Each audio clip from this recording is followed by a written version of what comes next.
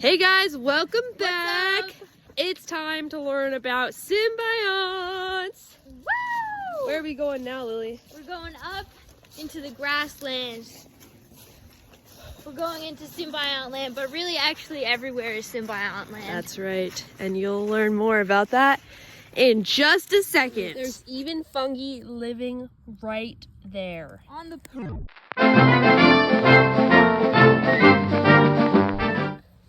And in fact, on every single leaf and needle out there.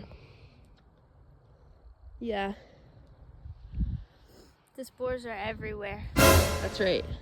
Okay, what are symbionts? Symbiotic fungi. They are broadly defined as fungus that live in proximity to a plant species. They'll have a host species, and a huge amount of plants form these relationships with fungi. There's over 90% of plant species form symbiotic relationships That's with right. fungus. Over 90% of plants, they couldn't live without fungus. Symbionts don't need carbon from decomposing or from an outside source. They get their carbon from their plant host, and in return, they provide their plant host with other nutrients such as nitrates and phosphorus. So what are the types of associations that plants and fungus form? There are 7 types of mycorrhizal associations. In this video, we're really going to be talking about 2, but I'll list all 7. So the first one is arbuscular mycorrhizal, AMF, ectomycorrhiza, ECM, ericoid mycorrhiza, orchid mycorrhiza, arbutoid mycorrhiza, monotropid mycorrhiza, and ectendomycorrhiza. And the reason that we're really only talking about arbuscular mycorrhizal fungi and ectomycorrhizal fungi is because those are the 2 most common and most likely to be the type of association that majority of plants form with that type of fungi. Ectomycorrhizal fungi form relationships with about 3 to 5% of plant species, while AMFs form relationships with around 85%. So a huge number of plant species form relationships with AMFs. But something interesting about ECMs are that they evolved with their plant host. So they evolved this relationship with these fungus, and now they have a really interesting relationship where the ECMs are kind of play a saprotrophic role where they do decompose, but they don't need their carbon from the decomposition because they get it from their plant host that they evolved with. Yes. Whereas this is mainly beneficial in the sense that ECM, their mycorrhiza, what we think of, it kind of looks like a root system.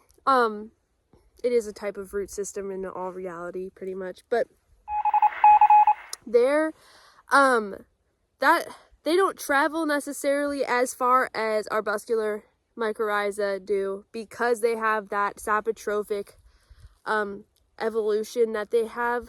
So they're able to stay more close to the host roots and decompose matters to get the nutrients for their host, whereas AMF tend to travel farther to get those nutrients because they don't have decomposing properties. And they form a finer root system. What are the phylums of symbiotic fungi? They are Basidiomycota, Ascomycota, and Glomeromycota.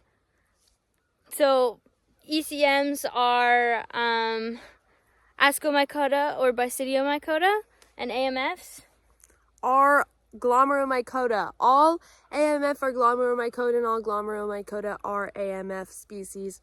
So, it's a beautiful thing. yes, it is.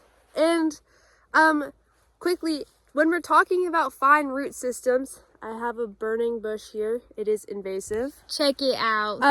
So these are getting into the finer roots, but they might not be quite the finer roots. These are some of the more fine roots here.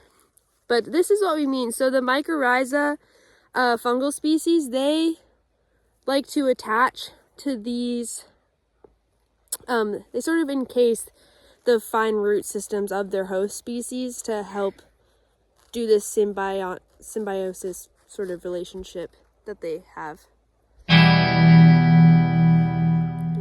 So the last type of symbiont that are most common are lichens. Lichens everywhere. Yes, they are everywhere. And in fact, I think there's lichen on some of these posts over here and definitely on the trees.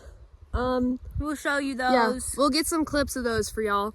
But first, lichens are actually not just fungi. They are either a mix of fungi with algae, fungi with cyanobacteria, or fungi with both algae and cyanobacteria. Both algae and cyanobacteria? That's right. Oh my gosh.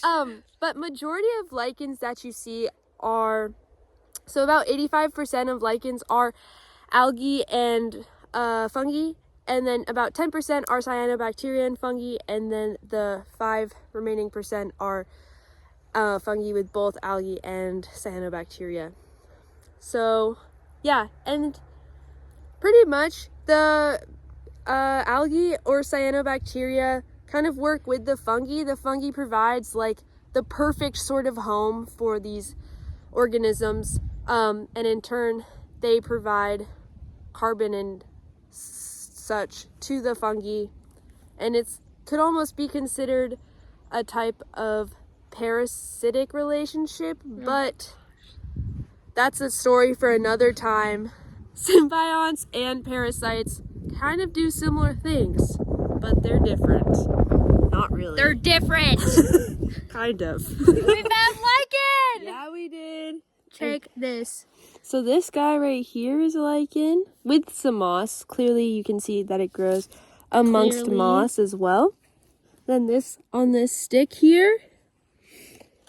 And there's definitely even more lichen all across this tree and all across And a lot back of trees. in the trees over there, they're everywhere. Spread around this. You can see the lichens. It's actually crazy lichen with moss on that tree back there. There's lichen everywhere. Here's some more lichen. And these guys that are sticking out, that might be some sexual reproduction happening, but also might just be part of the lichen. There's a lot of different growth forms and reproductive growth that happens with lichen, both vegetative, sexual, and even asexual. Asexual. So it's pretty neat. Check this guy out. So that's the basics on symbionts. We'll see you next video for pathogens. Bye.